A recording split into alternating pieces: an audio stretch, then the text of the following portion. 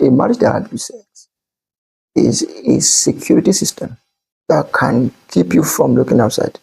Because the reason why people most time branch, unless the person has something, oh yes, most time where people branch the restaurant is because there's no food at home, right? It can protect you from immorality. A good spouse, a supportive spouse. I think people should have that discussion. That what's your plan? What's your plan? Are you going to be there for me? And there are people you need in your life to be morally sound. Someone will say that nothing happens by happenstance. To be sound morally, there are people, strategic set of people you will need in your life. One of them is disciplinary parents. Parents are the moral foundation for every child. A child that lacks parents that are very sound morally would increase his regrets before he catches up with wisdom, or before wisdom catches up with him. You know, leaving a child to choose his conviction will bring the child to destruction before he gets to know what conviction is. I believe it's an attack for a child to have parents that have this laissez-faire approach to parenting, where they leave them to make their decisions. You know that this is it. This is what I mean. In Galatians, we've been told that what God had to do for us to bring us to the point of grace is to assign to us the schoolmaster, the law, putting boundaries around us as much as he knows that his intention for us is to live by grace, where the law is written, on the breastplate of our heart, so to speak, or the tables of our hearts, where we could now, by the Spirit, be led. But a point in our growth, even our walk with God, is speaking from his leadings with, or the walk with the children of Israel, he had to put boundaries around them. That's why a philosopher would say that freedom without restriction is slavery in disguise. Yes. Yeah. Train up a child, not a man, is when the fish is still fresh that you can bend it in the way that it should go. In the way, that means the parents will have to know the way. They have to know the way before they bring up a child. It's biological to give birth to a child, but it is wisdom. Biologically can give birth to a child, but you need wisdom to raise up or to train up a child. Some people they grew up, they were not brought up. And grow up here is in the context of biology. If we go into the child psychology, we just say that they grow without development, training up a child. So you need serious parents in your life. How about those who never knew their parents? Or you will have to look for someone or a people to occupy that space in your life. If not, your regrets will be more than your results. Yeah. Parents that understand the balance between love and truth. In a Bible commentary I once read, said that it was written, is a love without truth is hypocrisy. Truth without love is brutality. That balance of administering truth in love, not a rude truth without the touch of love. A parent that understands, or parents who understand the difference between abuse and discipline. Because several people have abused their children in the name of discipline. What is the difference? It is an abuse. So it's a child abuse. Punishing a child for being childish, it is discipline. Punishing a child. The word punish is even within this context. Punishing a child for folly. There's a difference between childishness and folly. You use the rod of discipline to cast away folly, not childishness. So a child will begin to have low self-esteem and, in fact, start losing his creativity when you begin to punish a child for what is beyond his jurisdiction, such as childishness. Right? That's one. This is stones of wisdom. And wisdom still remains the principal thing. Number two, Truthful friends. Truthful friends. It takes a true friend to look into your eyes and tell you your mouth smells, and you could still maintain your relationship. Yesterday, he could say that you are Christ, the Son of the living God. And all of you could celebrate it. Yeah. Or you could be the one who say powerful thing, and your friends celebrate, or celebrating you, or celebrated you for saying great things. But when you begin to say the things from the heart of Satan, a true friend should be able to look at you and say, Satan, get behind. Because sometimes your good virtue could eclipse your friend's view from your vices.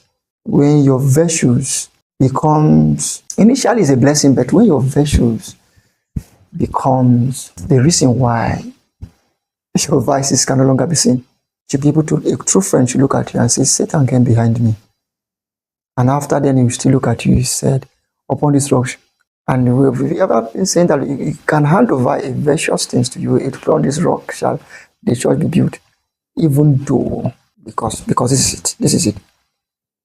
And when we say a true friend, this does not necessarily mean somebody who is your age mate, because sometimes we don't really understand that. As much as parents occupy their position of parenting, they can still be friends. Friendship is not a function of age.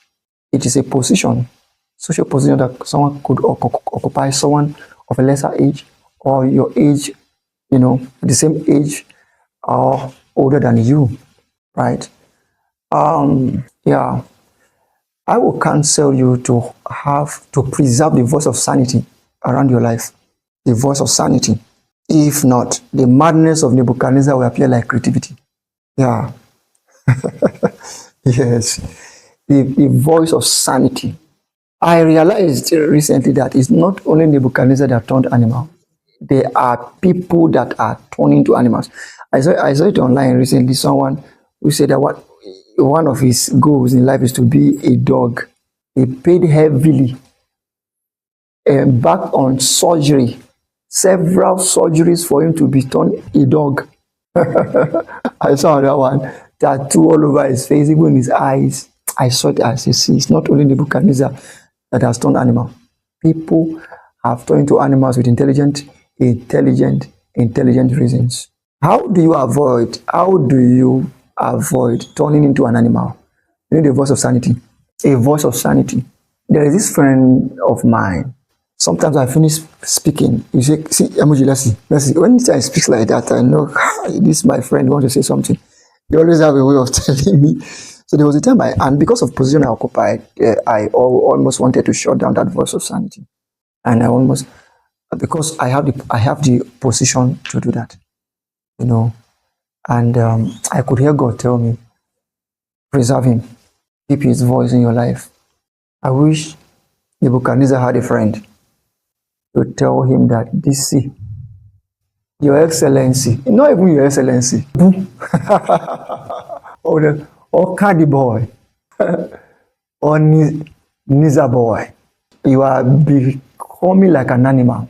So each time the emperor moves, people keep telling emperor, you shall live forever. Emperor, you shall live forever. His friend keeps telling him, remember, you are but a man. You are but a man. The voice of sanity. Number 3, an exemplary pastor. An exemplary pastor. A pastor could have a sound doctrine without a sound life. And when we say sound, I still say that within the context of intellectualism or theological accuracy, so to speak, without a life. Because eventually what will matter is not the tree of knowledge, but that of life. A pastor who has a life of Christ as a Christian, who encourages and speaks the truth in love, a pastor who has nothing to fear. If you have a pastor who is afraid of losing you, you may eventually get lost or be lost. And losing you in the sense that possibly because you are talented, you become a Lucifer who has turned to Satan and is still kept in heaven because of your music or because of your talent, or musical skill or your talent. If God, speaking within this context, if God was a pastor who, for this fear of losing a gifted member, refused to discipline Lucifer, so to speak, heaven would have been corrupted and been lost. All I mean is this: you need a pastor who shows you the life and is ready to correct you. It's on this note you need to know this. You must be careful not to sacrifice your destiny on the altar of loyalty. Loyalty. There is no pastor that has a gift, the key of hell and heaven. He can't decide who goes in and who comes out, even though he can influence it. Yeah, he can influence it. You need a pastor. Here's an example.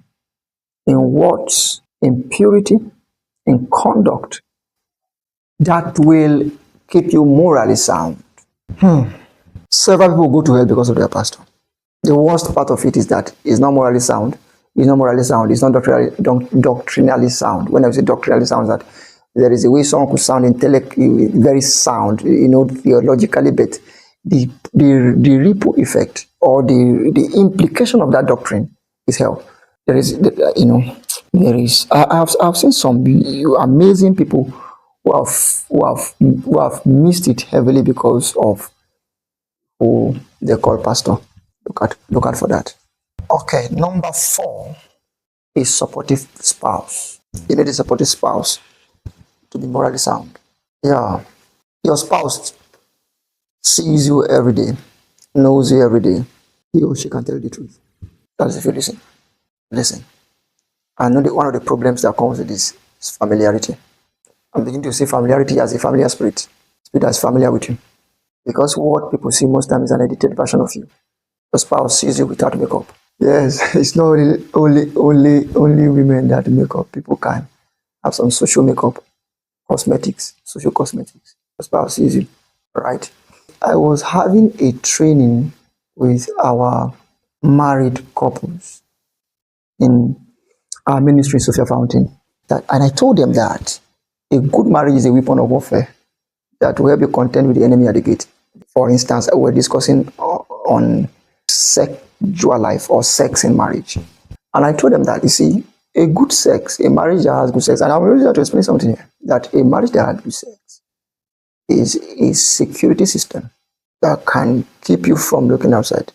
Because the reason why people most time branch, unless the person has something, yes, most time where people branch the restaurant is because there's no food at home, right? It can protect you from immorality. A good spouse, a supportive spouse. I think people should have that discussion. That what's your plan? What's the set your plan? Are you going to be there for me? Are you going to be there for me? I want food always ready at home. Because as simple as this thing, when we talk about this is a serious matter. Right? Someone that can guide you morally, guide you, and guide you sexually. You need that in your life. Because this thing is causing problems. Right? A good spouse who will encourage your convictions to help you develop your strength of conviction. Very important. You need such. You know what I'm talking about. People that will help you to be morally sound.